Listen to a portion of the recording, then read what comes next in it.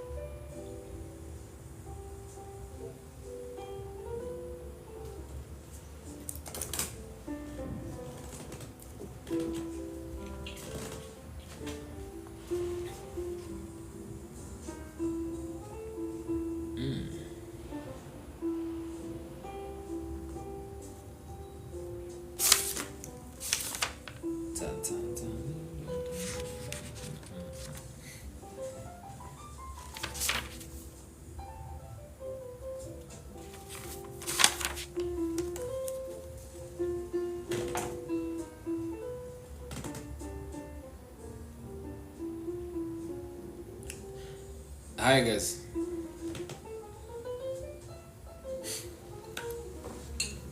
It's been a while, it's been a minute. I don't think I've gone live for the past 1.5 months or so.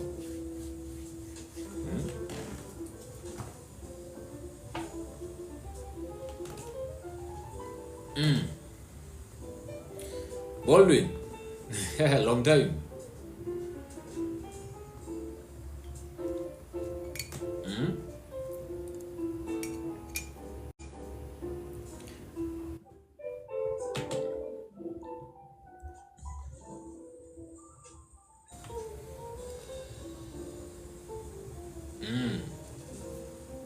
I see you.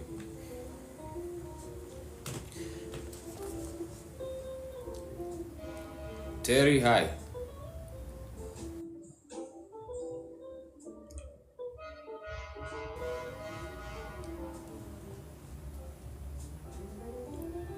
Nyaidanje, which country is this, bro? Qatar, Kenya. This first one is where? Fatma, sasa. Dark Rose, Agi, hi. Ambi Mwangi.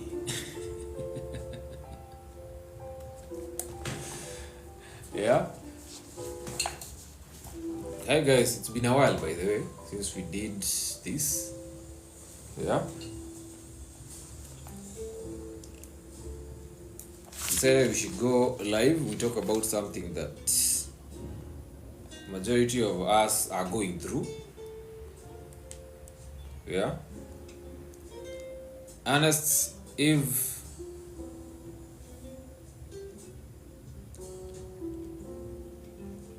I'm seeing guys here I used to see when we used to do lives a while back. Yeah. JJ, Baldwin, I remember.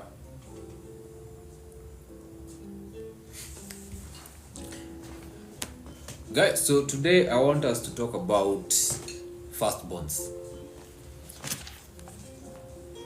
And I want to talk about firstborns because I've realized anytime I put out a video about firstborns, there's so many comments that come below the video, and it's like it's a big issue because it's a rarely talked about topic. And when people talk about it, maybe it's not as important as people think, maybe, but it is. Because most of us were raised by firstborns. Most of us, we have parents, but our firstborn, sister or brother, is the one who became a default parent to us. And we attribute most of the things that we have to our firstborn siblings. Now, if you have any question as we go through, you can put them there as we talk. Now, there are a few points that I want us to go through. And if you're firstborn, I want to know if you're here. Any of you who's a firstborn who's here, I need to know. I want to know whether you're here right now, because the things that we are going to touch on are going to really touch you. This is about you. It has so much to do with who you are, how you are.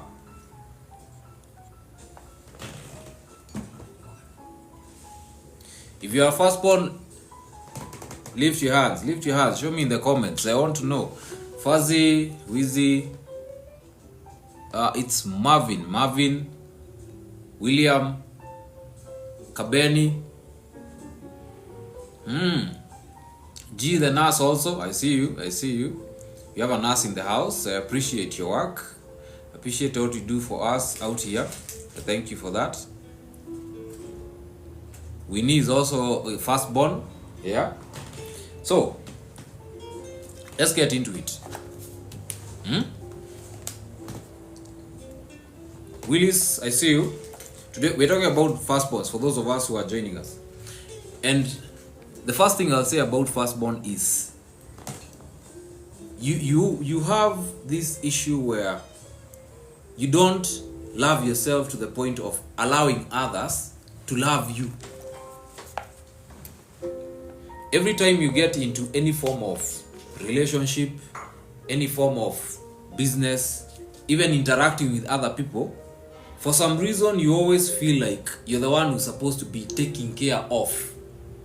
You don't allow that person to do it for you. It gets worse when, especially firstborn ladies here, it gets worse when you want to date somebody.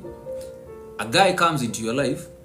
Naturally, a man wants to take care of you, but for some reason, you feel like I need to be taking care of this because naturally, you're used to doing it. You even question, why is this person trying to take care of me? It's like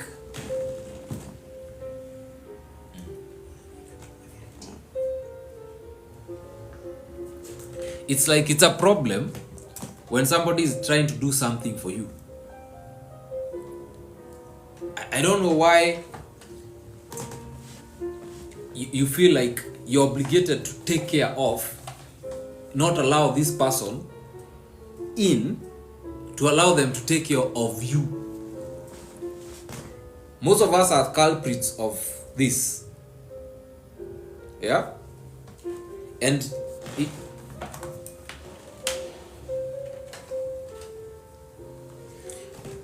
most of us are culprits of this.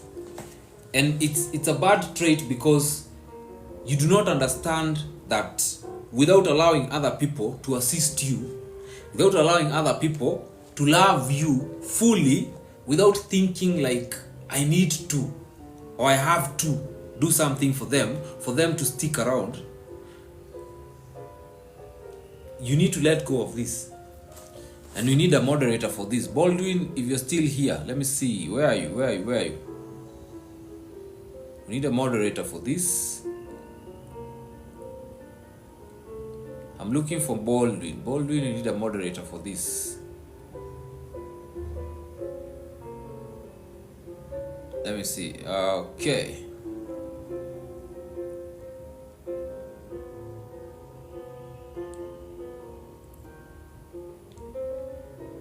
As we wait for this one to get in here. Okay. We're talking about firstborns, the ones who are joining us just now.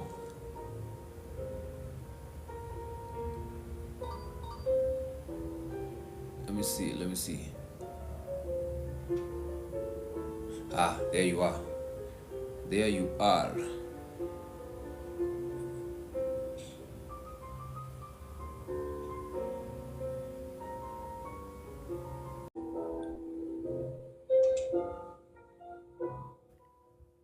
Ah, there you go. So you have Baldwin as our moderator here. So like I was saying, first, allowing other people to love you. You have to let people love you, by the way. Especially the ladies who are in the house here. You see, let me take you back to a point in time in life that got you to this point where you're feeling like you must, or you have to be taking care of other people. You see, when you're born as a first child, the entitlement of being a first child feels good. But immediately the next child comes in, now your brother or your sister, somehow your parents make you a default parent. They make you a default parent, and it gets to you because now you have been given a mandate that is not yours. Because you're a child, but now you're a parent to this sibling. Then another one comes, now you're a parent to 2, 3, or 4, or 5. Some of you even 5 or 8, or even 10. So you skip all the stages of being a child, being a teenager, being a youth, doing all the crazy things that teenagers do, that the youth do. You never even got a chance to play around as a kid. Never got a chance to hang out with your fellow kids when you're teenagers. You never got a chance to enjoy your youth. It's a thing that makes you feel like all these stages that you skipped, and you being a parent, yet you have no children yet. If you have children, we'll get into that. You had no children, but for some reason, because you are a parent, you feel like you copy-pasted whatever your parent was doing, and you became that. When you go to this point in life where now you are grown up, you find you have the same character traits that your parents have. For example, one, you pick the same kind of places that your parents live. So if you are used to the mediocre or the normal kind of lifestyle that your parents led, when you move even into a new town, you go look for that in such places.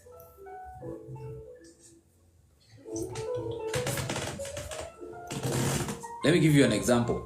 If you grew up in the village, somewhere back there in the village, when you come to a city like Nairobi, you go look for a cheap place, like completely cheap, a place where you don't have to spend so much, you don't have to interact with people who have some level of money, some level of stature, some level of class, because for you that is not what you're used to.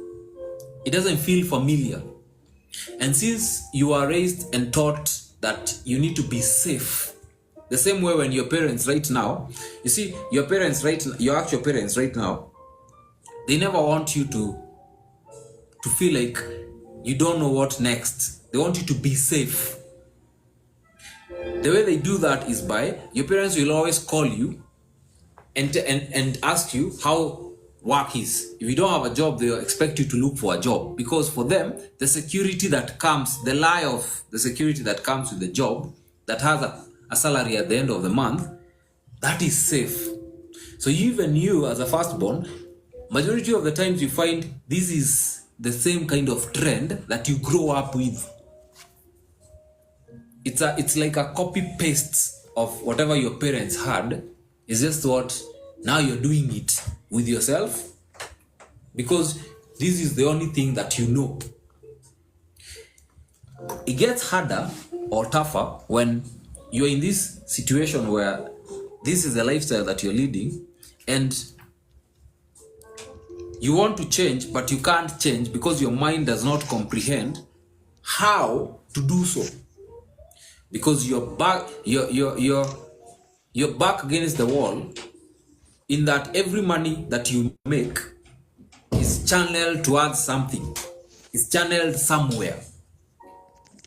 All of it. Firstborns who are here can attest to this. All the money that you make, it's never for you.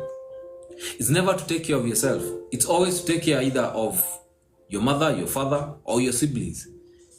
You've sacrificed everything to take them to school. You sacrificed everything to take them to another country. You sacrifice everything to look for jobs for them. You sacrifice everything to make sure that they live a life Yet, what about you? What about you? What about you? When was the last time you, as a firstborn, actually sat there, picked up some money, put it together, and told yourself, I'm going to go enjoy time just by myself, without thinking of all these other people? When was the last time you did that? If you have ever done that, because I know of so many firstborns who can't even fathom going out and just enjoying themselves without thinking of that other person, their family, their mother, their father. Let me make it even worse for you. Some of you who grew up with single parents, let's say a mom, you grew up with a single mother, and you're a man here. By default, you ceased being her son and became her husband or boyfriend. So when you grew up, you got to a point where everything that she does and everything that you do, you find yourself, you have to consult each other. When she wants to go somewhere, she calls you. When you want to do something, you call her. Whenever you want to even purchase something, you first talk to her. Whenever you're dating somebody, she has to know about it. And then when she knows about it, she has a say in who you're going to be with. That's you. You're a firstborn here. If you have a sibling, you have a brother or sister, you're co-parenting that child with you, with your mother. It's sad. It is actually sad, because for you, I've read, I did a video about this a while back about firstborns, and there were so many comments about guys who grew up with single parents, especially single mothers.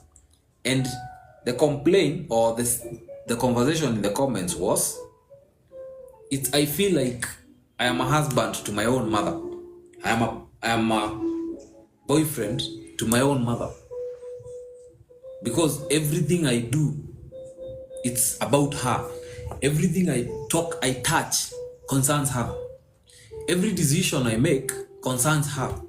Every person I date, whenever I want to date, every person, even when it comes to marriage, she has to approve of it. Where I go to live, she has to approve of it. So the feeling there now gets to a point where it's like you don't have a life outside of your parents, and you're also a parent parenting your siblings. So now it feels like, what is this?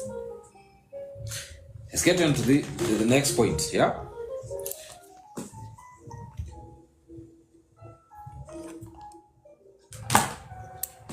When you look at your life and the memories that your siblings have, compare them to your memories. You rarely take risks, because for you, since you have been brought up in the sense of care for others, comfort is more important than taking risks. That is why, for you, most of you look for a job because it feels like it's secure. Most of you go to a place that is familiar, like I said earlier, because you do not want to go over that budget or that plan that you have, because you don't know what might happen if you cannot access higher capital or capital above what you're used to, because you don't want to take risk. Because for you, if you take risks, you might not be able to take care of your siblings and all the other people around you. Yeah?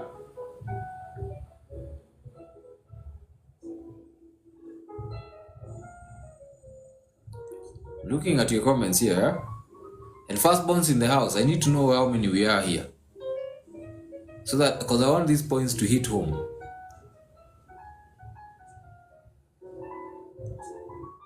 Queen A is even talking about it, yeah? He's saying, imagine tried enjoying time alone, but I tagged my siblings along.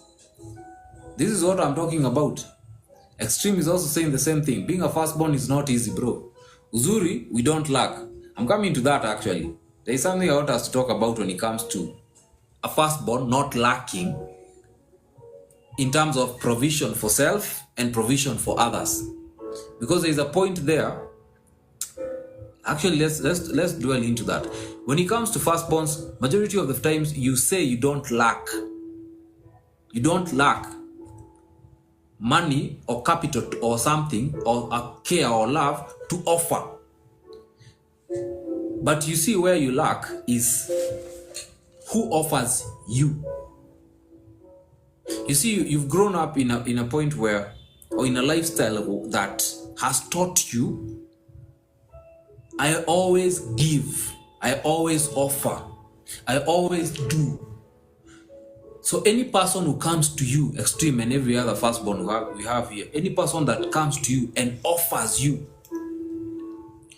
if you're a man, let me put it in 2 points. If you're a man, naturally, first, you have the tendency of taking care of. So naturally, there is that.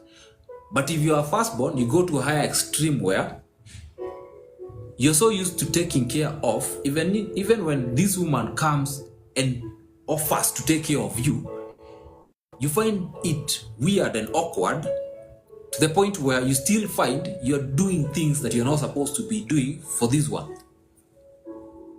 Like I said earlier, when it comes to you being a woman, when a man comes to you and offers you love, because it's actually out here as much as we have Baltazar and all the other crazy people doing all the shenanigans out here, there's still people who actually believe and offer love. So when somebody offers you this love, it feels weird because it's being offered to you. And it's worse because you do not allow it to happen, because you question it and you wonder, why is this person giving this to me? Why are they taking their time to appreciate me? Why are they taking their time to seem like they're caring for me?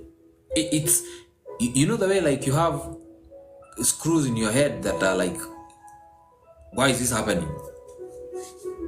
You ever had that car that, but especially like now that it's raining, it's like the entire system of the car just malfunctions and all the lights turn on for some reason? That's you in your head when a person is trying to offer you something.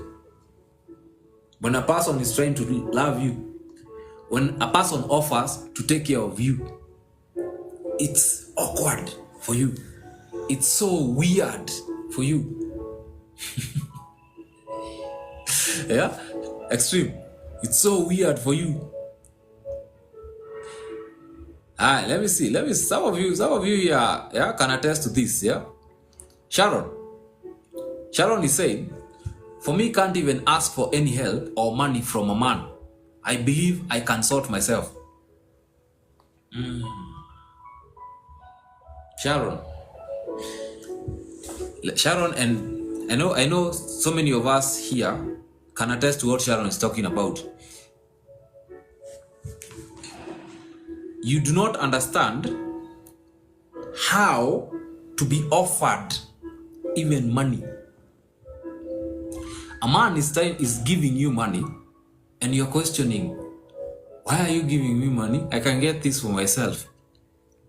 Sharon and every other firstborn we have here, you forget that a man, and here there are very many different types of men. Here I'm talking about when I talk about a man, when it comes to a woman, I'm talking about a good man who understands the responsibilities that come with being a man in society, with another woman, with fellow men, with children, and responsibilities with his business, with his vision, with his family, and everything that pertains his life for other people. Because a man who's like this understands that you have to care for and lead, but also provide solutions. That is the type of man I'm talking about here. Now, with this in mind, when Sharon says that you can't even ask for help in terms of money from a man, it's because you're so used to looking for your own and finding solutions for yourself, whether you have to turn the earth upside down and get that solution and get that money. You're so used to it. Whenever you find this type of man and he's offering to give it to you, your mind is like, why? What exactly do you want from me? Is there something you're planning? Is there something you think you want in my life? Is there something that something is not right here? That is what is constantly in your mind. You're forgetting when you have this type of man who actually cares about you, this is going to be offered freely. Freely, without question, without thinking about it. They just do. We just offer. If you take this point long term, it hits you one day that you're getting older, but there is no one point that you have actually felt love from other people, because it's you who offer it. It's you who offers it. So when this person is giving it to you like this, and you're questioning it, he's giving you from a point of love, but you are questioning it and you're like, Sharon and every other firstborn here, in this point, you have to allow people to come into your life and actually give you and actually love you. Yes, if your antennas are up high all the time, let them be. That's okay, because that is something that allows and gives you protection. But let this person be. I have this tendency of opening doors for ladies. I just do it naturally. I grew up with a grandmother who always made sure that any of my cousins that passes by, if I walk through that door before any of the cousins that I have, the ladies, it was a problem. And if you grew up with our grandmothers, you know when they were pissed off, anything can come flying towards you. So naturally, I do it. Anytime I've encountered any firstborn and I do this for them, they always have this look like, why did you do that? You walk into a lift, press the button, then when you walk in, you rush to press the button, you even ask, which floor are you going to? You press the button, and they're looking at you like, why did you do that? It's because of this, what I'm talking about. They feel like I have to do it. Whenever we walk out of, say, a supermarket in a mall, and I've noticed you're carrying you're carrying luggage and you're walking towards the car, I'm offering to help. You have a bag here, you have another one here, and then you have something else you're carrying down here. And I'm like, why are you carrying this many things? And I'm holding maybe 1 or 2 pieces of bags. I offer the help. And the lady looks at me like, oh, thank you for that. But she's also questioning. You can tell she's questioning, why is this guy helping me? Is there something you want? And in my head, I'm like, I don't want anything. I was just offering help. This is your constant struggle in this life. This is your life. But love is even saying it, yeah? Ati ukioffer help wanaona unataka kuibia. When you offer the help, they feel like you want to steal from them. No. Yeah? And you also say never, but love is also saying, yeah? Never saw her mom being given, but the mom made ends meet by herself. We are coming to that here. Yeah? We're coming to that. Queen A is saying, this man thinks I'm too independent. He feels like I'm overshadowing him. Haya. Miriam is saying, sometime ujiuliza maswali like, what if I get married, who will pay their school fees? You see what I'm saying? Like now Miriam, Miriam here is thinking, when she gets married, who is going to take care of her siblings?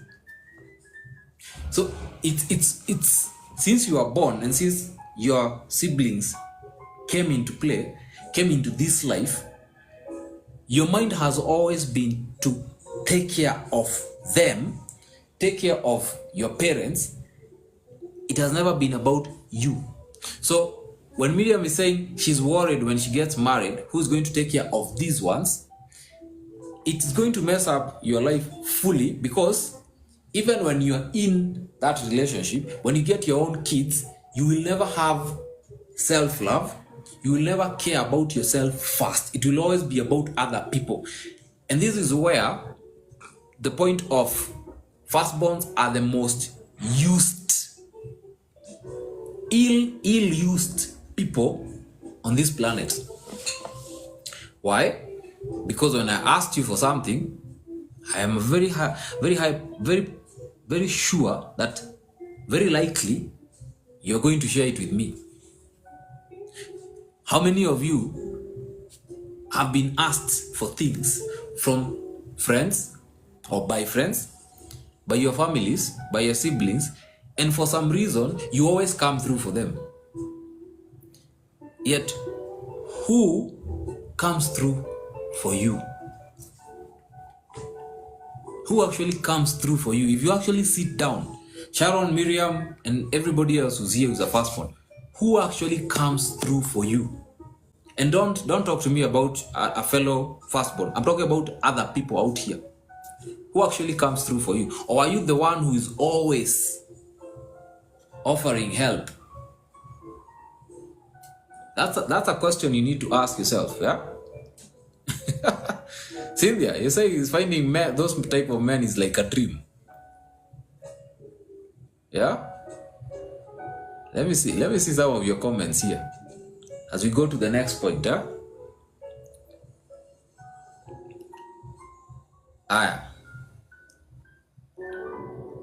Extreme is saying that we are on our own. Queen is saying, if I want something and I'm really in need, I do not ask from anybody. This is what I'm talking about here, and this is something that we need to stop doing. And I'm saying we need to stop doing because imagine getting to an age where, say, Alex looking at 50, getting to an age where you're 50, and if you look at your life,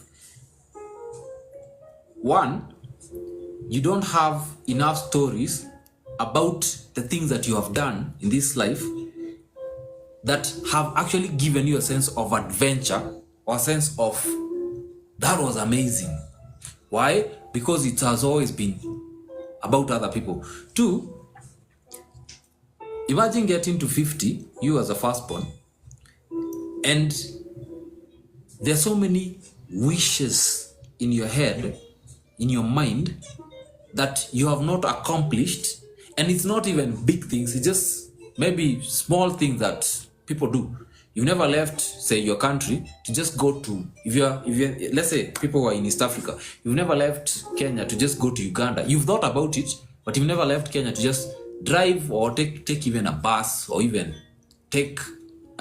fly there and just see what is in Kampala. But you've always wanted to do it. You've never left, say, if you're in Nairobi, and maybe you've always wanted to see how Kisumu is. You just get up, take a car, fly there, go to Bondo, and just eat fish at the lakeside. Fresh fish, that tilapia, you just enjoy it. And laugh with those people without thinking, oh, my brother needs money for school. My sister, I think my sister's rent is not paid. What do? I think my mom needs it. You've never done that. Imagine getting to that 50 and your wish list. Let me show you. You have in your mind, you have a book like this that has so many things that you should have done, but you've never gotten the time to do it. Not the money, because for some reason, we firstborns, for some reason, money always comes in somehow.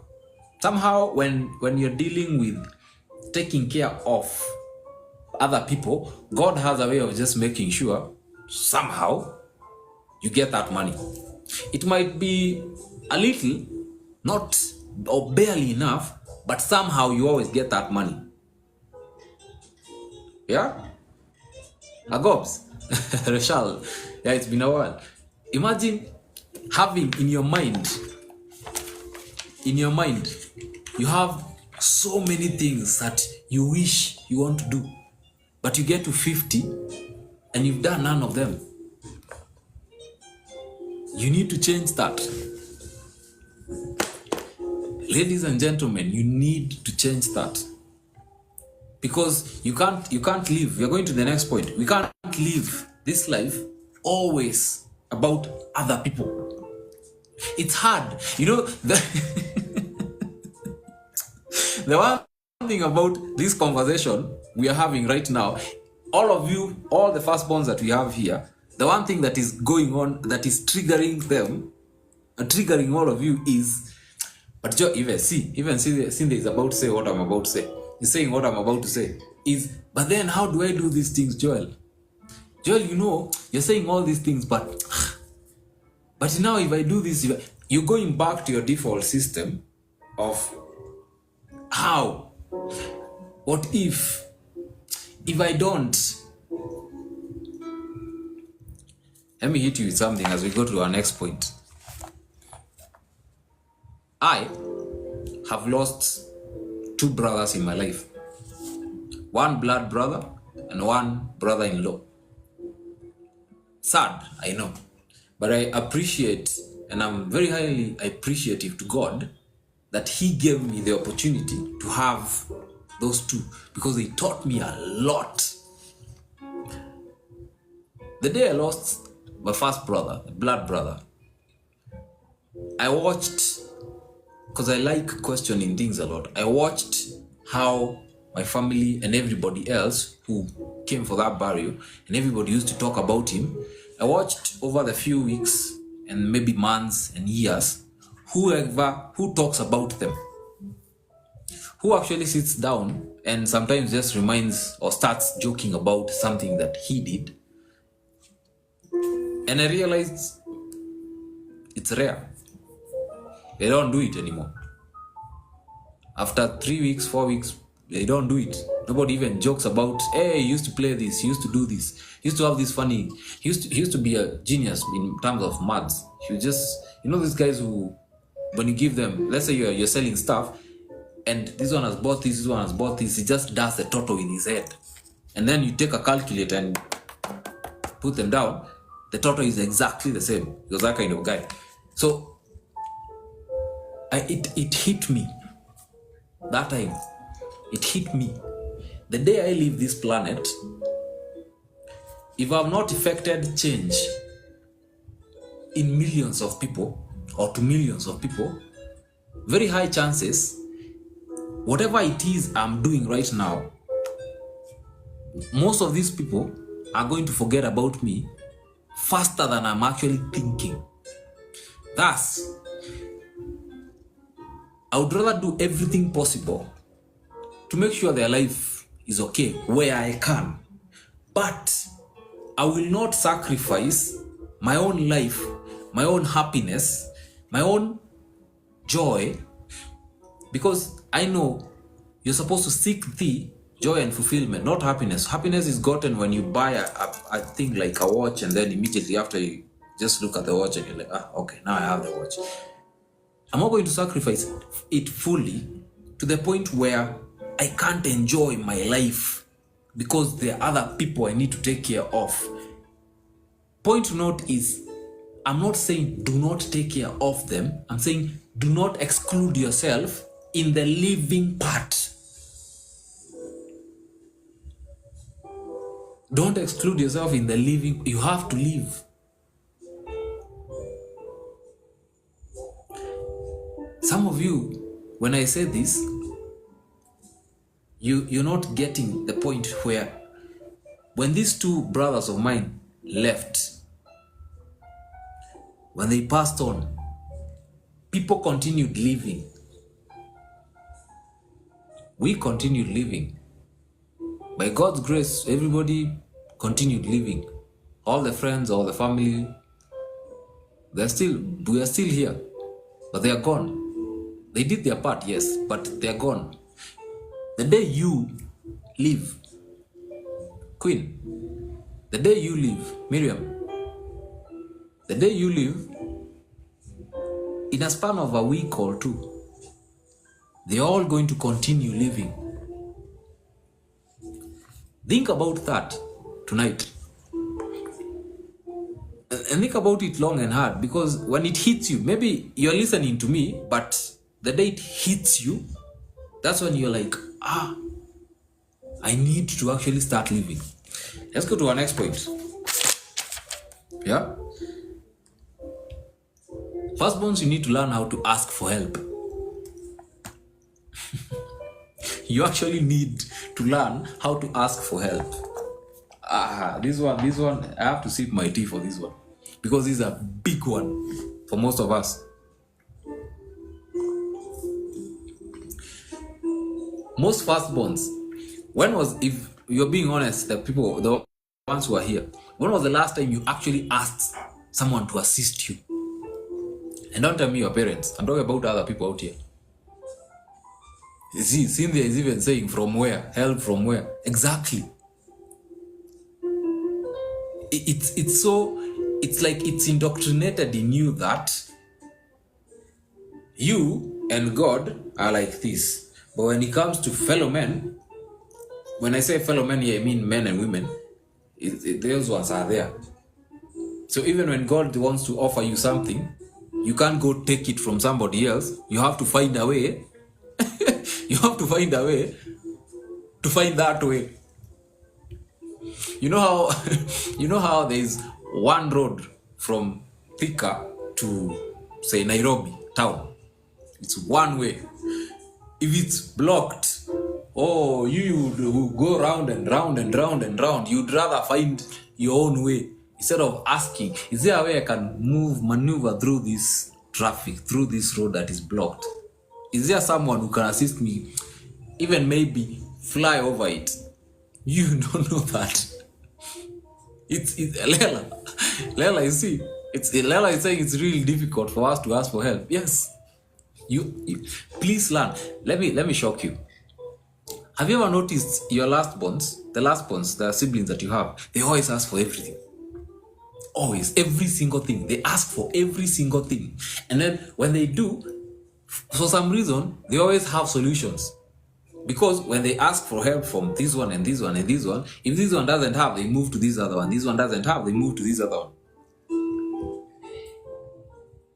I have a nephew who does that.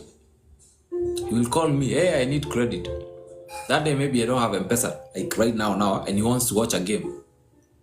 He'll go to someone else, he'll go to an uncle, he'll go to another cousin. By the time he is done with those phone calls, he has like 1,000 plus in credit. You as a firstborn, please allow others to actually help you. Because this life, look at even animals. Animals live together. They live as a pack. Ants move together. Plants, they're living beings. They live together. They grow in the same places. You cannot go to a farm. You're growing tomatoes here. They used to call it mixed farming or something like that. You grow tomatoes here, onions there, this one here. One of them is going to spoil them. But if you have a farm where it's tomatoes, just maybe half an acre or quarter an acre, just tomatoes, they grow, they thrive. If you look at lions, they live in a park. So when they're hunting, they hunt together. Some of you will say maybe an eagle hunts alone, but still, for that eagle to get the eggs, they have to learn to ask for help, because you don't have everything figured out. Even you, let me get closer for this point. Even you, Lela, and every other firstborn who's here, even you're living life for the first time right now. The age you are right now, this is the first time you are this age. You have never been this age before. The things that you experience today is when? Today is Friday. just before midnight. Today is Friday. The things that you experienced today, that was the first time you experienced it. This is, let me make it even worse. This is the youngest you will ever be. Today, it's the youngest you will ever be. Now, if you're trying to always figure out things by yourself,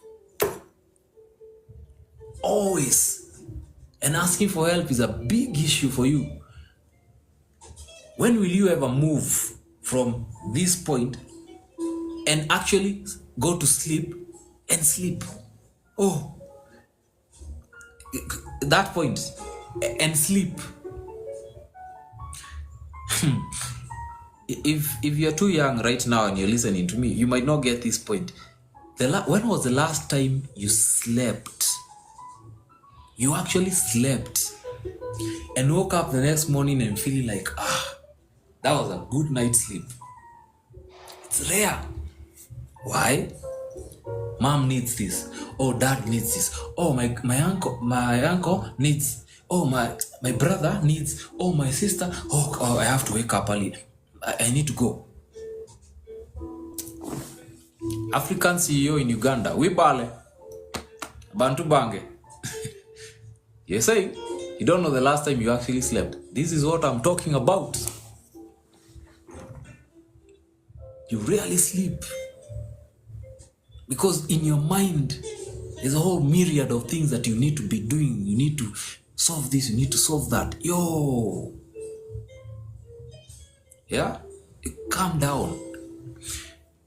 Let me show you. Any person who is great, any great man, any great woman out here, did not become great because of they were great. No. They became great because they had people around them to show them the way.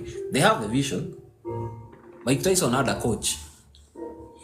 Usain Bolt, I don't remember the names, but Usain Bolt had a coach. At his peak, he had a coach who used to mess him up all the time. Every day, wake him up early, do this, do that. You have to train here, train there. But they were moving together as one.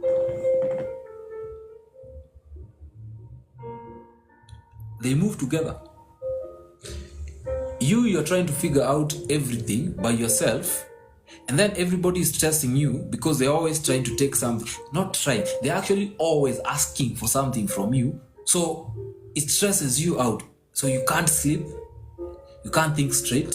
Your wishes just become wishes. Your dreams are just dreams, and you never see them in actualization because for you, how can I do that when my siblings need this, my mother needs that, my sister needs this, my brother needs that, my uncle? No. Marcus is saying, let me just read this one for you. Marcus is saying, sleep is a struggle. We're equivalent to those in hospital wards. Oof. We are sick differently. Bro, I actually feel you for that. That is deep. You're sick differently. Damn. Marcus and the rest of us here. Let me move into my next point about this being sick differently. You have, or we have, a scarcity mentality. And it's brought about by patterns that are in our lives where you are taught by your parents, this is how you're supposed to move, this is how you're supposed to do things, and then you picked it up. Let me put it in a scenario that maybe makes more sense. Let me pick we are Africans, so most of us came to the city to look for and to search for a better life. So if you grew up in a village, there's a way the village was set up. Wake up at a certain time, do things, make tea at a certain time, go to school, do this, do that. In the evening, go back to the house, to cook. Don't talk about things, don't solve anything. If there was an argument during the day, you can't air it out to your parents. You have to keep it in and mask it, because when you air it out, unto you. When you do something wrong, it's even in the schooling system. When you do something wrong, you're beaten, not necessarily because of that thing, but because the person who's punishing you is punishing you out of an issue that they have with somebody else. So they're taking out the anger on you in the name of they're punishing you for this thing that you're doing. When you do your exams, let's say you get 60% out of 100%. So you don't go down and look at the 60% that you passed. You're shown the 40% that you failed. So you go to class and review these 40% that you failed, not the 60% that you passed. So it takes, when you take it from that aspect and then now put it down to the life that we're living right now as grown-ups, I'm assuming most of us who are here are above 18. When you take it to the life that we're living right now, in your mind, everything that you do, there is a sense of, I've not achieved this, I can't do this because I have to do that. You're so used to the wrong, the dark side, the things that have not been done, the things that need to be done, as compared to the things that you can achieve, the things that you can get, the things that when you sit down and actually focus on that thing, excluding much of what you're supposed to be doing as a firstborn, because you're not necessarily supposed to be doing them. It's just that you take up that mantle as a co-parent and become a parent to everybody. First your siblings and then everybody else, and then you can't even move. You're sick differently, as Marcus put it. The scarcity mentality where it comes in here is, you take that lifestyle that you led growing up, bring it to this town that you're living in right now. If you're in a different country, there's a way you left wherever wherever you are to this new place. So you brought it to this new place, but since for you it's all about everybody else, you're comfortable in what you have and with what you have, and you're okay with it. You don't see the need to seek for more. You don't see the need to even enjoy more. When your siblings are doing okay, let's assume, because some of us, we find our siblings maybe are doing okay. That last born has even bought the nicest car, bought the nicest house.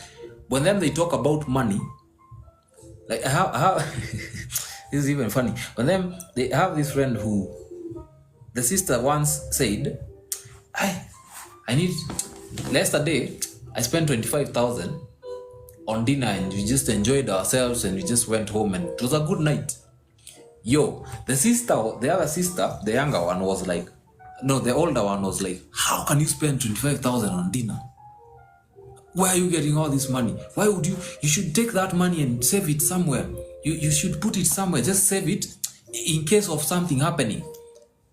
They're not crazy for saying that.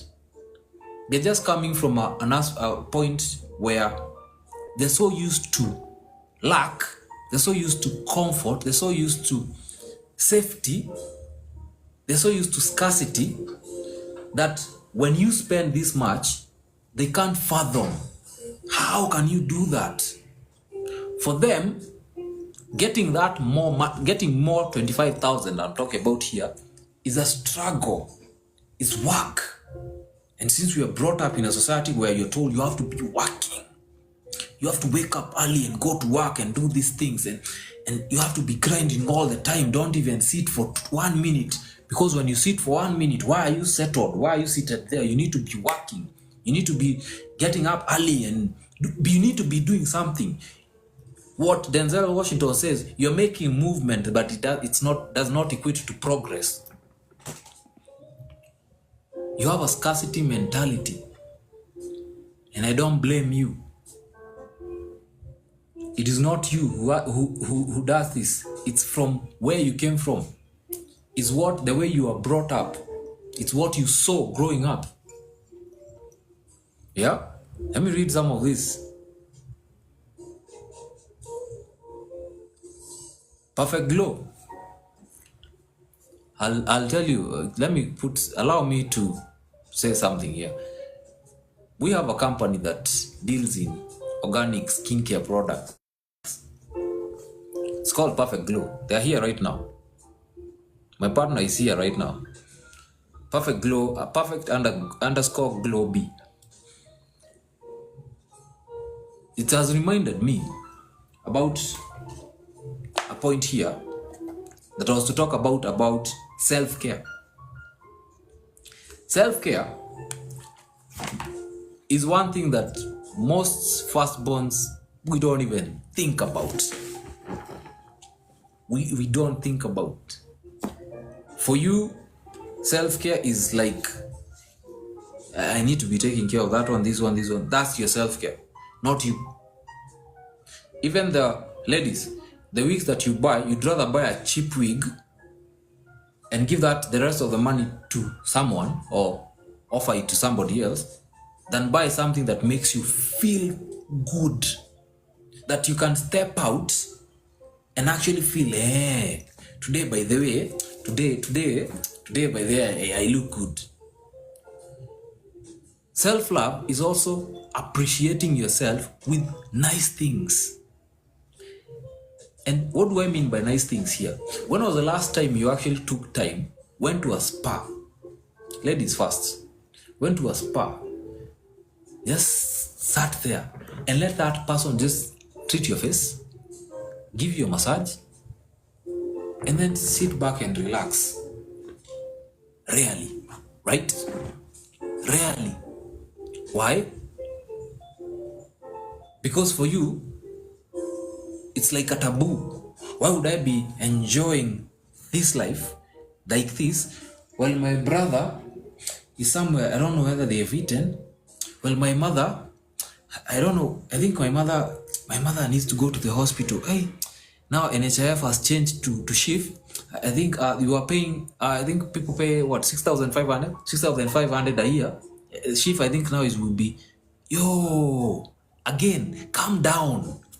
Self-care here, you have to care for yourself. When you look at your hands like this, I'm still on this point. When you look at your hands like this, firstborns, how many scars do you have that you got while looking for something for other people, not for you? How many scars do you have? Very many. Very many. But you can't take time to care about yourself. You can't call Perfect Glow and actually order your own scrub, your own goat milk lotion, your own face cream, and just treat yourself and have that glow. For you, the glow that you see is the one that is on TV, is the one that is on social media with other people, especially on Instagram, because we rarely use filters here. Okay, most of us. It's the one that you see on social media, and you see that you wish, hey, oh damn, that woman looks amazing. I wish that is what you see. What about yours? What about yours? Eh? Yeah? Cynthia? Let me read something here. Drag it, let me see. We'll see whether you can do that.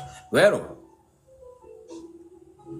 you said you're saying your topic is aligning with my comment at the top. Our moderator has gone to sleep.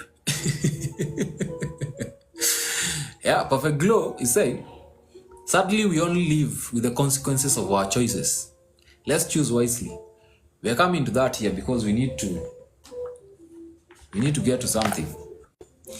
Choices.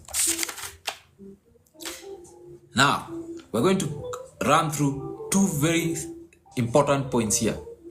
Environment and your friends. Look, let this one. It does not matter which country you come from. Tell me whether this one applies to all of you. The environment that you live in right now, when you look back, has it changed from where you grew up, if you're past say the age of 25, what you have been doing before you're 25 and now, or have you simply changed locations but your environment has never changed? What I mean here is you grew up in a place where you could not ask for much. So if you are used to having, say, tea in the morning, and not tea that had, I think this actually has a lot of milk. I don't know. You grew up in a place where that kind of tea that you had, it didn't have much milk. So even now, the fact that you've changed locations, when you have that type of tea, you feel like, I'm simply taking the point of just tea. It's a simple thing. Tea, this new environment that you're in, when you have this good type of tea, good quality, good, it has a lot of milk, you feel like you're not supposed to be doing it. You're not supposed to be there. When you pick houses, the houses that you pick to go live in, you still pick a house that is cheap, an environment that looks like everything around it is cheap. Friends that you know, these ones, when I want to hang out with so and so, I know where to find them. So you do not change the other point. You do not even change the friends that you have because it is familiar. It's just that the location has changed. The environment is different, but the location is different, but the environment is exactly the same. Some of us move even to different countries, and when you get there, you still look for the same type of environment in that country. It's that bad. Firstborns, it is that bad. Some of you have had the same friends that you had in primary school, in high school, because they are familiar. These are your friends, they are familiar. And if you look at their lives, most of them have not actually changed as much. Yes, some of them, depending on how old you are or how young you are, as the ladies in the house would say, the friends have gotten married, but they're still the same. They still act the same way, they still do the things that they do the same way, they still hang out in the same places. They're all the same. And you, sadly, you're exactly like that. Exactly the same things. The friends that you have, I know we all know this because you are grown up. You are grown up and you are firstborn. The friends, you've all had this. You are the sum of the 5 people you hang around. When you actually look at those friends, is there any one of them? Somebody told me today, they told me something that it's still lingering in my mind. They said, are you jealous of? Who are you jealous of? Then I was like, what do you mean, who am I jealous of? Who do you look at in this life and you want to be like that? When you look at those friends that you have, is there any that you want to be like?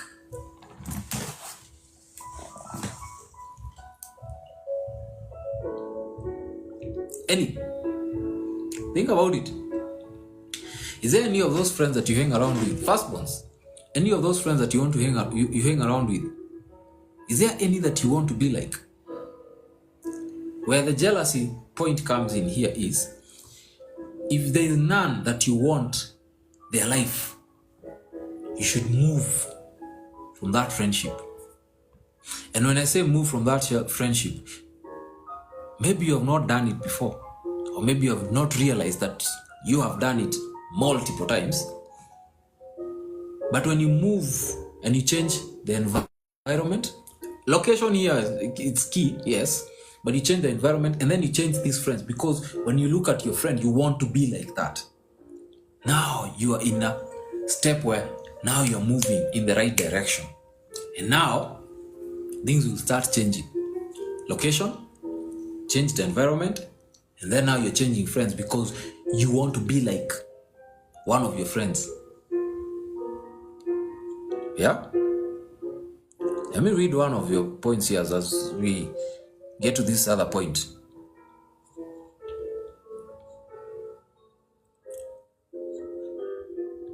Yes. Salt and Light. I like the name. Salt and Light is saying, black tax is holding us back, apparently.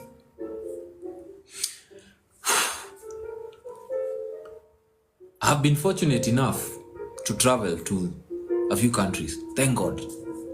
And I used to think it's a black thing, where black tax, because we call it black tax, is the problem. Then I realized it's in different continents, in different countries. Indians have it, Pakistanis have it, Filipinos have it, the Asians have it, where black tax, for those of you who don't know, is you're brought up by your parents. When you grow up, it's like you become their investment. So any money that you make, anything that you do, any move that you make, you have to take it back home. It's like, it's a must. Yeah? It's like your parents invested in you.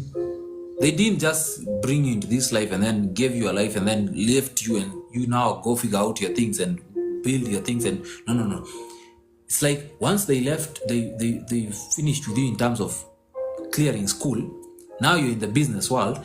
All that money that you make has to be channeled back to your parents.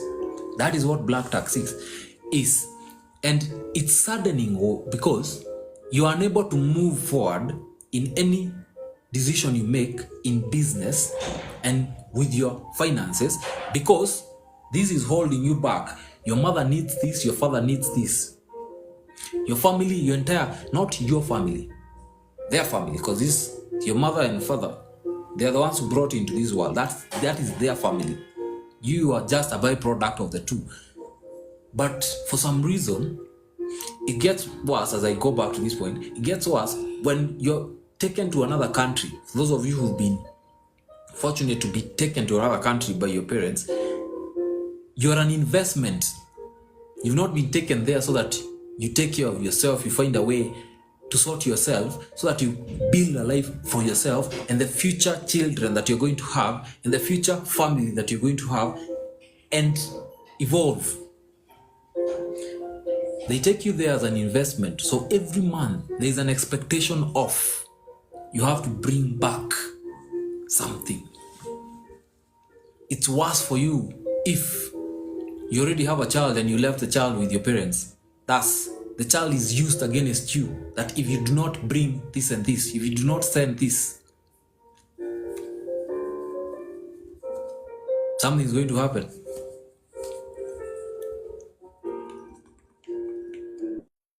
That is the life of a firstborn. It is a sad life. It's like somebody is saying here, UNK, Gitu, GITU, saying, and that's something I'm trying to break because we inherently enslave ourselves in a cycle of poverty.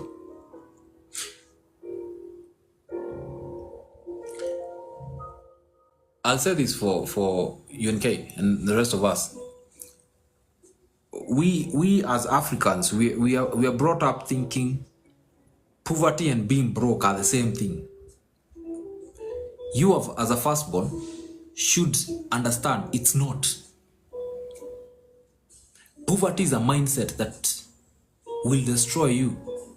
Because like I said earlier, poverty is brought about also by the scarcity mentality of thinking there is not enough. Let me hammer it home even more. This war of some sort that is going on online with Shiko of his style. The lady has gone to China to bring things here. Now, business people are trying to fight her, not realizing you who buys a t-shirt at 1,500, another one buys at 200, and another one buys at 8,000 or even 10,000. There are t-shirts that even go for 50,000. There is a market for everybody. You with the scarcity mentality, with this poverty, because it's the same thing, poverty and scarcity mentality are the same thing. You think the world does not have enough to satisfy you. Not realizing, when you actually wake up every morning, if you live in a capital city of any country that you're listening to me from, and if you're in Nairobi, you know the traffic that you have in this country, oh God. Anyway, all these people are on this road. They are cars. These cars have to be fueled. These cars belong to people. These people have families. These families have more families out here. So there's a lot of money circulating. Anytime you go to any sub-town or even main town, there are always new buildings coming up. That means there's money out here flowing. We call it abundance. Your mind is showing you there's scarcity. Being poor, having that poverty mentality, shows you things are scarce. They are not available. It's even worse, even when we talk about men, they are no good men. They are no good women. You're still thinking that scarcity mentality. I'm talking to you firstborns here. But being broke is a whole different lot. Being broke is you have things, you have a house, you have, say, a car, you have a job. But right now, if I ask you for 20,000, you don't have it. But you have all these things. And you know you can get that 20,000 somehow. That is just being broke. It's just that your bank account right now, or your pocket or your wallet, doesn't have that cash, but you can get it. In your mind, you just know, I can get it. I need 1 million. I can get it somehow. That is just being broke. It's just a situation at this moment. If I wake up tomorrow, I can do this and this, and it's going to come back. Yeah?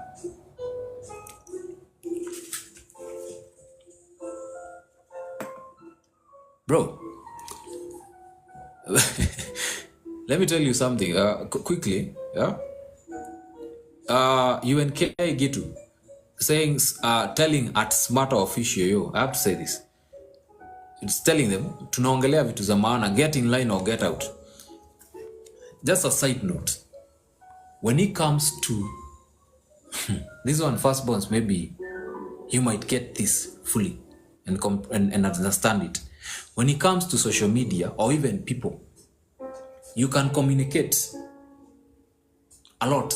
You can say it a lot. You can sit the person down a lot and actually tell them, do this, do that, stop doing this, stop taking too much alcohol, stop going out to this friend. Like the things we are talking about now, we can be communicating because we are actually communicating. But it takes a wise mind to comprehend what we are saying. So UNK, when people come to comment, to come to a live, or even on social media, and 1, they trash talk, 2, they body shame, or 3, they say words that maybe might hurt you, do not think much about them. Let them be, because everybody somehow is living their own life. They're just living their own life. It's just that they've decided to come to your life and poke you a bit, and then it triggers you, but you're not supposed to be triggered by it. Just let them be. Comprehension is very important. That is why when you're having this discussion, so many of us have had it, but they need to comprehend it so that you don't go back to being the same way you were before you came to this life.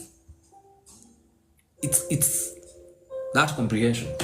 Now, I'm getting to the last points here. This one, let me read it out.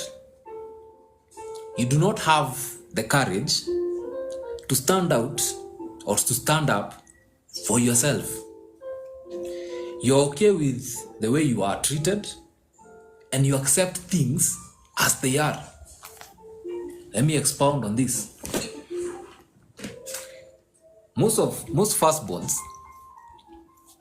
whenever it comes to standing up for themselves, they don't know how to. It's like a glitch in the matrix. They're like, ooh, you're not supposed to do that. They even say this. Most of you even say this. You're not supposed to do that. You can't talk to people like that. You can't talk. You can't say that. You cannot go to such places. That is how you think, because you do not have the courage. And do not mistake courage here with disrespect, because growing up we are taught, when you're talking to an elder person and they come to you, stand up and say hi. That is respect. That is not having courage to just sit there and be like, hey, hi, okay, huh? No, that is respect. There are certain ways of doing this. That's respect. The courage here is you being able to stand firm, firstborns, and say no. I don't want that. I'm not going to do that. Some of you don't even know how to say no.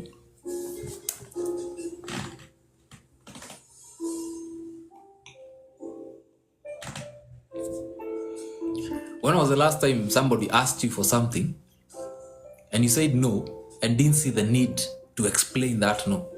Firstborns. When? You don't even remember. Some of you don't even remember, because you're so used to, this is not mine. This cup that people are asking about it out here. When you meet me with this cup and I'm having tea, instead of finishing my tea, maybe I get you some, I give you mine.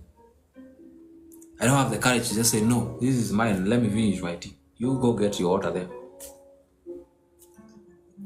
You don't know how to say no. You don't have the courage to say no. Please understand where I'm coming from when I say this. I'm not saying you say no to everything and every person to the point where now it becomes a hindrance between you being in their lives and existing in their lives, being the same one, not being the parent. You're not their parent. You're their brother, you're their sister. It's just that you became a co-parent by default, by the fact that you're born first. But you have to get to that sense where you say no and don't have to explain to anybody why you say that no. I love the generation we have right now, the Gen Zs. When they don't like something, if you have a Gen Z brother or sister or a friend, when they don't like something, they tell you no, I'm not going to do this. I don't like this, I don't understand why, no. And they don't explain it. And we move on in life. We move on with this life. The other courage that you need to have is the courage to even allow somebody to care about you. And not your mother, not your siblings, just any other person. Just allow them to care about you. Because I have so many, I consult. Those of you who don't know what I do also, I consult for businesses because I'm a life coach. I consult for businesses and also for people in relationships. And most of the people that I deal with, different ages. I have clients who are above 55. I have clients who are in high school. There's a guy who was finishing high school the other day, and with different sessions, he has changed a lot. Side note, yeah? But one thing that most of them have learned and I've realized so many of them have that is almost the same in different levels of life and in different ages is that most of them lack that courage to allow other people to love them, because it takes courage. It actually takes courage because they feel I'm being vulnerable. Joel, why am I allowing a man to come and do things for me? But I can do this. I have businesses. I have a business. I have a big good job. I can pay for this rent. I can pay for that car. I can pay fuel my own car. Why am I allowing him to come and do? That's how you talk. The men, on the other hand, the way they say it is, why am I allowing my wife to be doing business jobs out here? She should just sit in that house and just exist there. She She should not even be going anywhere. Why should she be going anywhere? I am the one who's supposed, I give her the money. I send her the money, I give her everything. Why is she doing all these things? It's coming from a sense of, one, either control, or two, lack of the courage to allow that person to exist. You don't want them to exist. And when I say exist is being free from the shackles of your bondage, mental bondage, and allowing them to do the things that also they want to do. Men here will say, because when I say this, it hit my mind. Men here will say, but Joel, you're not supposed to, when your woman goes out and does all these things, you're not supposed to let her go there because things might happen because you know your fellow men. Yes, there is that, but there's also the aspect of, there's your life, and then she has a life. There's his life, and then you as a woman have a life. Allow the person to go do most of these things so that they're able to be courageous enough to actually exist with you without thinking or without hiding the thoughts, the words, themselves from you. Because when they show themselves, their full selves. I'm wearing a t-shirt right now. So when I come to you, I have to wear a jacket because you do not accept me in a jacket. Like the conversation you're having right now, most people would wear, say, a suit and all that because there's a way a suit looks better. Because there's a perception that we have that when somebody's wearing a suit, that perception. So you do not allow this person, you're not courageous enough to allow this person to exist and be. Because if they exist and be, they might trigger something in you that will be like, no, why, don't do that, don't do this. Courage saying no, courage allowing that person to exist. And point number 3, because I like putting things in 3 ways. I don't know where that came from, by the way. It just it just happens. Is the courage to realize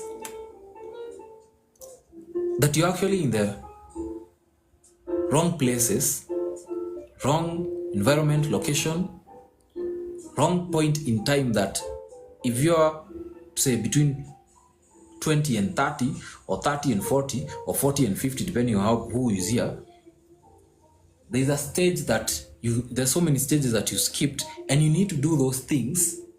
So you need to have the courage to actually go out there and do those things without seriously thinking about what so and so is going to think.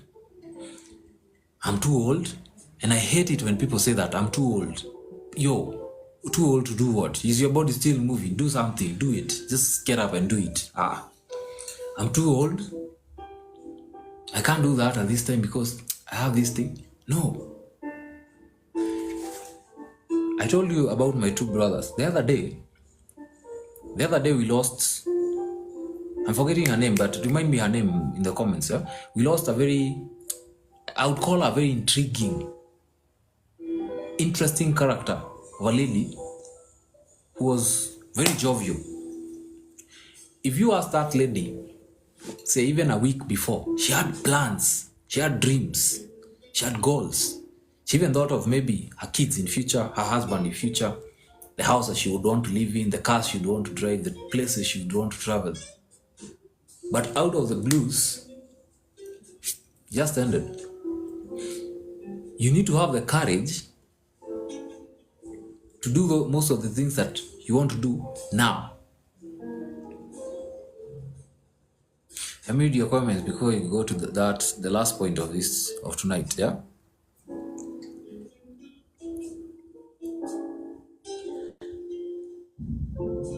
Salt and Light, if you are here earlier, Salt is saying, I don't know, that's not your name. There's no way you call Salt and Light. He's saying, I used to, but I learned people can do without you.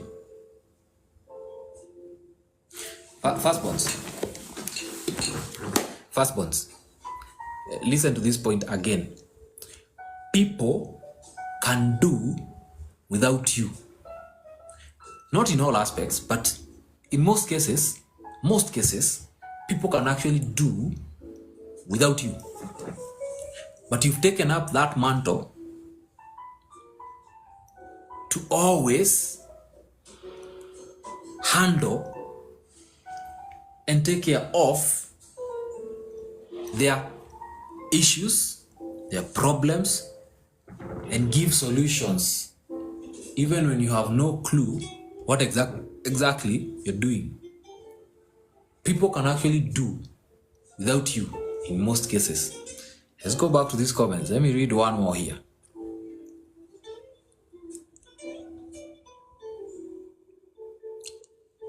Yeah, Marcus, I see you. Yeah. Soko. The Kenyans, the names that you have, Sokomoko. Somebody's calling themselves Sokomoko here. Perfect glow, I'm seeing here. And guys, ladies who are looking for an actual glow, organically, these products that don't bleach, products that actually don't bleach. You've been struggling with acne. Umenunua mkorogo kunaitwa River Road. It has messed up with your skin, and now you don't even know what to do. You have so many dark spots on your skin, especially on your face. You even lack confidence to move forward. Talk to Perfect Glow. It's Perfect Glow perfect_glow B. They're somewhere here in the comments, or search them when you're done. Write them somewhere. Yeah? I want us to go to that other point. Sherry, I see you, yeah? And then God, I'm following. I have truly learned a lot. Highly appreciate it. There is Perfect Glow right now. You just commented just now. Spinks. Spinks is saying, is it Spinix? Yeah, Spinix. Or Spinks, okay. Life is too short to get bored. And what I know, depression is a luxury.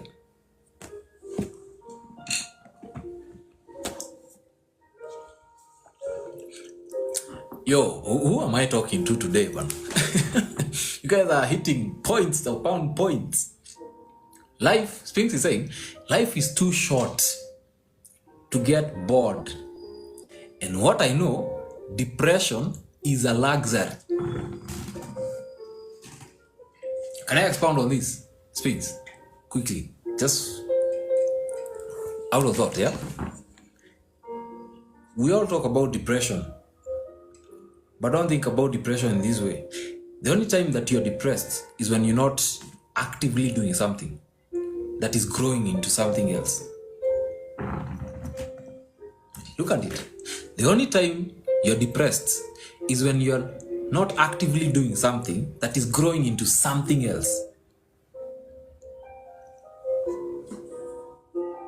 Most of the times, worry, firstborns, yeah? Worry and doubt brings depression because you don't know the next step. Because in this life,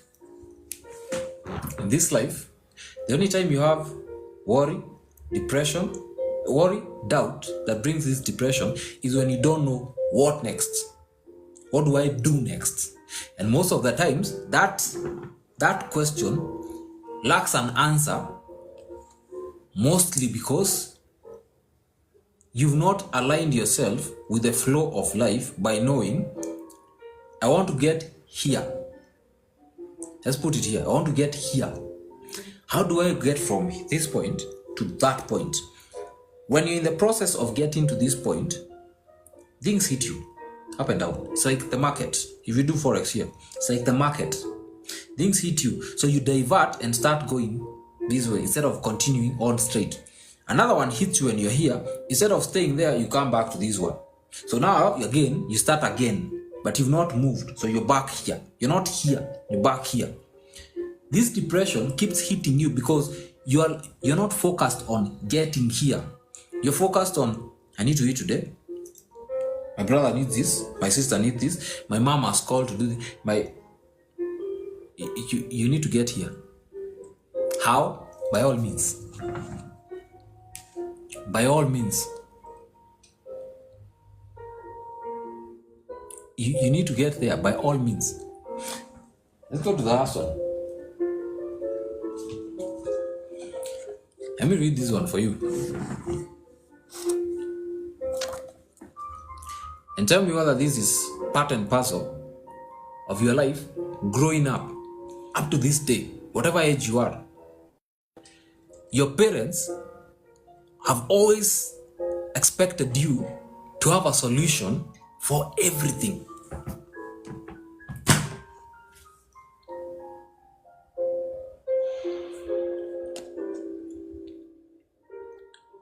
You always expected to have a solution for everything. Yet, those people forget you're also experiencing life for the first time.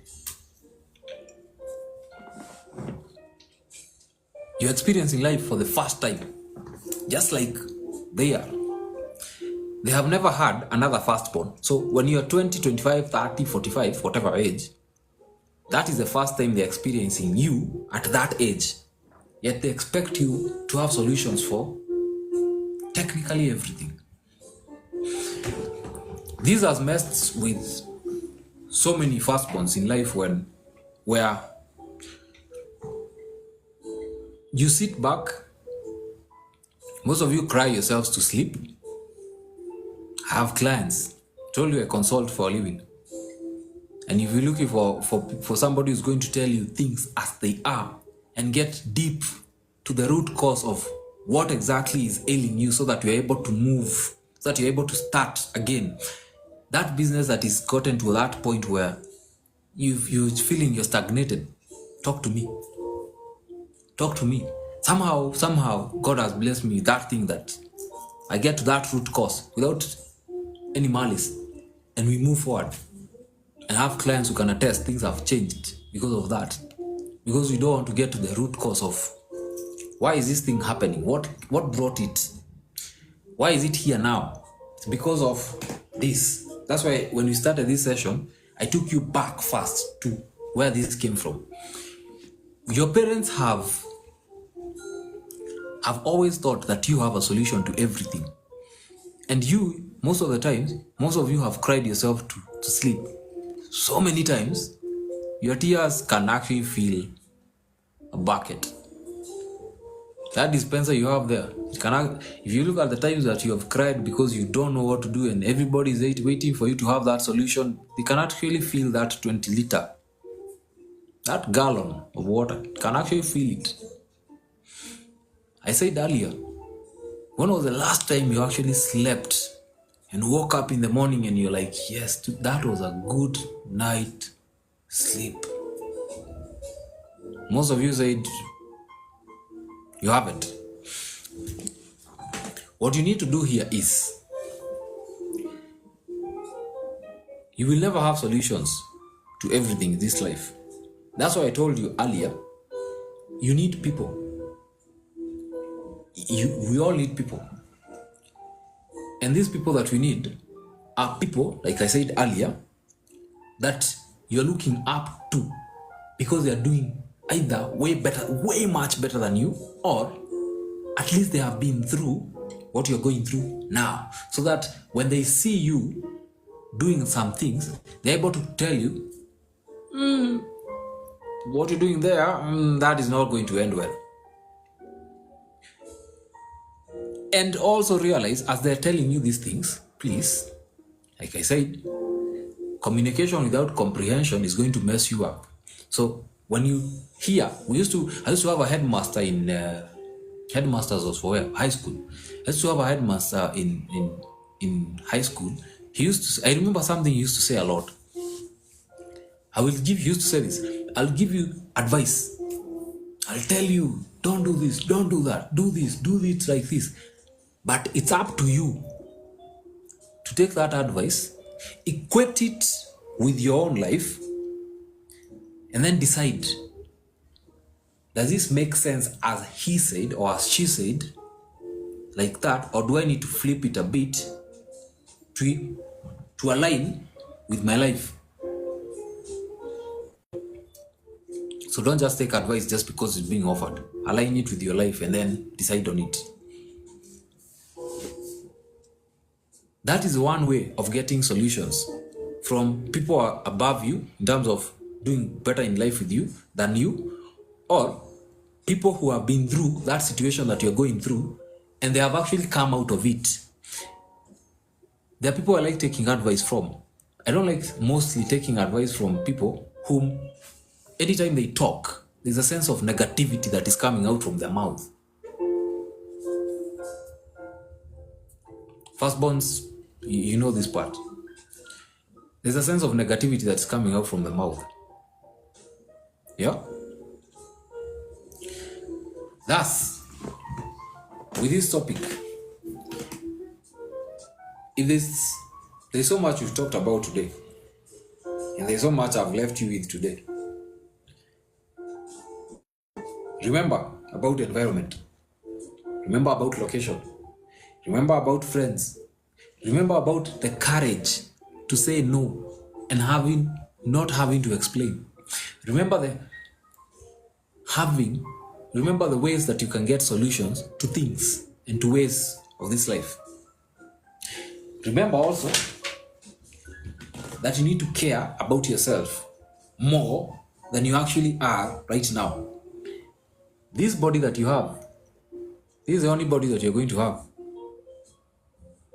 There is no prosthetics to replace that limb. The ones that we have are mechanical robots. You can't replace a mind. You can't replace an eye. Thus, you need to care about yourself. Care about your skin. Care about the way you eat. I told you, when you're buying those skincare products, buy organic ones from Perfect Glow. They're in the comments. Perfect_glow_B. Care about yourself more than you're caring about others, because it's not always about them.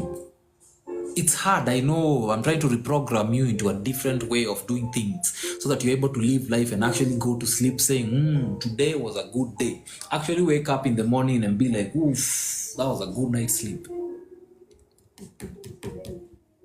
Then,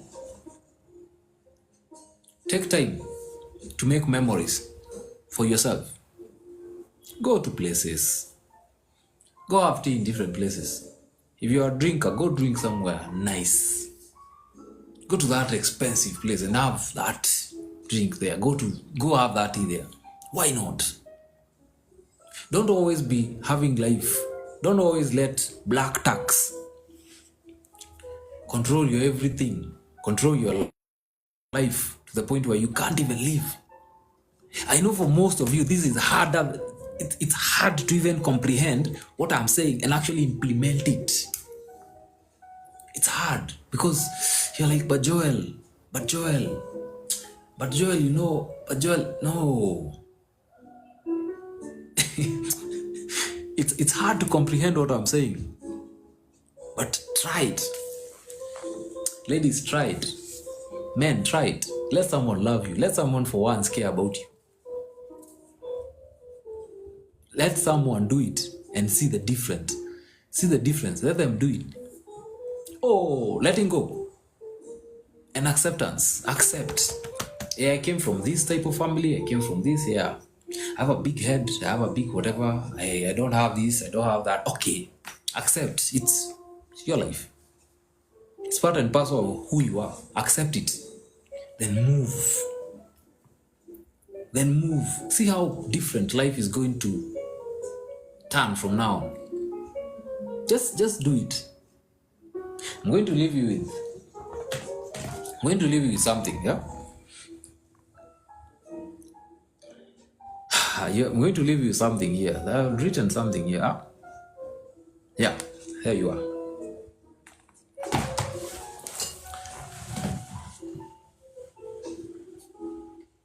Life. This is from this is from a guy. So clear, so vivid. This is from a guy I sat with some time back. I like places that have this type of music that is playing. That's jazz, cool, calm. None issue there. But he looked at me and he's like, you see this grass? was seated somewhere, and he's like, you see this grass? This grass is not important to humans because, for the most part, the only thing we use it for is to feed our animals or sit on it. So we'll cut it anytime. We cut it, we burn it. Because for some reason, it still grows back. If you just leave land like that bare and not untouched, grass always grows. From where we have no clue, but it just grows. Then he said, when you look at your life, if you allow yourself to be like this grass, firstborns, yeah? Talking about you. You're the grass here. If you allow yourself to be this grass, that anybody can just come, sit on, step on, burn, any animal can just come and eat it. A car can just come and trample over it. Animals can just, the wildebeest, when they're migrated, they can just come and stamp over it, over you. You're the grass here. You will realize something.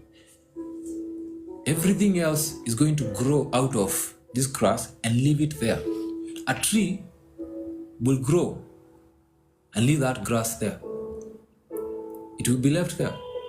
Die, get up. Die, grow. Die, grow. Die, grow. But you never reach its optimum level, its peak, where you see the way a tree grows, a tree that is untouched, it just grows and flourishes. It doesn't have like a point where it stops here and then it cannot grow further. It just continues blossoming. But you have allowed so many people to come and step on you, take from you, burn you. That's why I told you about scars, burn you. But you never take your position in this life, in this reality that you've been offered by God, and actually flourish.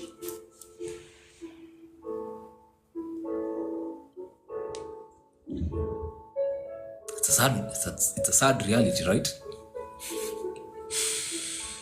It is a sad reality. Do not allow yourself to just exist, my fellow firstborns. We need you, yes. We really need you. Some of us didn't grow up. Some people here, or some people out there, without you, there would be, I don't know, cabbages or something. They would be the worst of the worst cases because you took your time to actually care for them. Thank you for that. Yes, we appreciate you for that. But stop allowing your life to be dictated by everybody else who comes into your life, by your siblings, by your family. It's not worth it. In the long term, it's not worth it. At the end, if you're lucky and if you're blessed, I hate the word luck. Is there such thing as luck? No.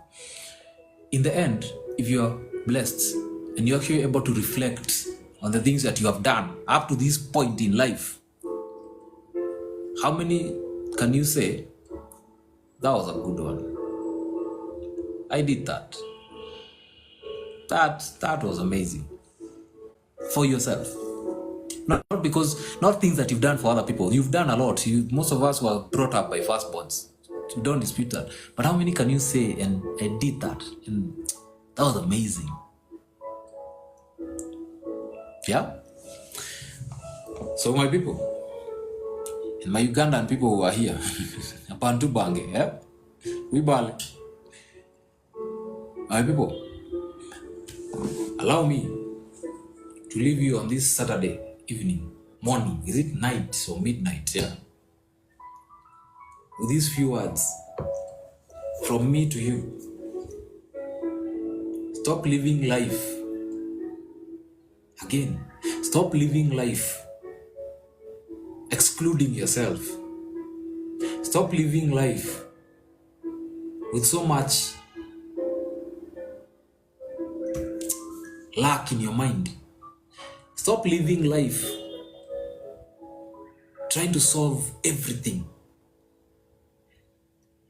Look for help. It's okay. Change that environment. Want better. It's okay. Leave that scarcity, poverty mentality. Want and desire bigger things. It's okay. You can do it. You can get them. But you have to let go. You have to let go.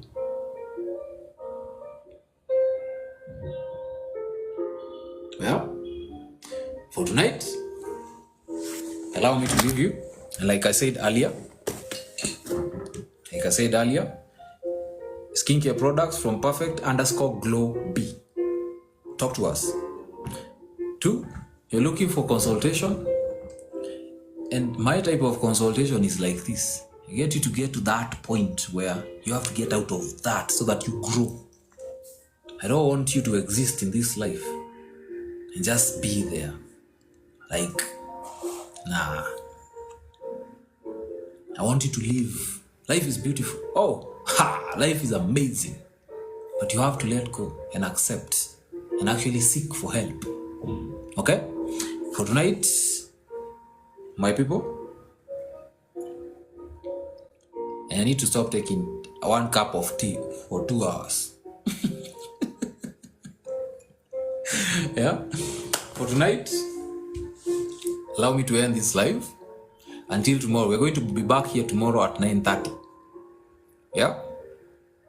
Tomorrow at 9:30, we'll have a different topic. Very interesting one. My number is on my profile. I've left my contacts there. For longer talks, I'm on YouTube. Same name on all platforms. Joel M. Karaoke. On all platforms. See you tomorrow. Enjoy your evening. If you're watching this and it's day, wherever you are. See you tomorrow. Bye.